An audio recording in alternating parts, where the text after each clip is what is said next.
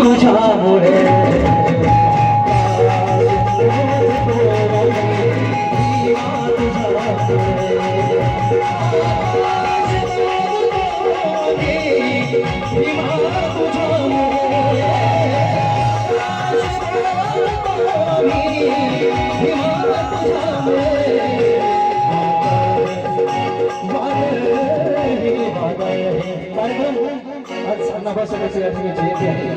त्या निसर्गाला सुद्धा माहित आहे सकाळपासून पाऊस पडला होता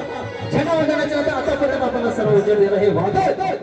हे रोखण्याचं काम महापुरुषाचे निसर्गाच्या माध्यमातून आज या ठिकाणी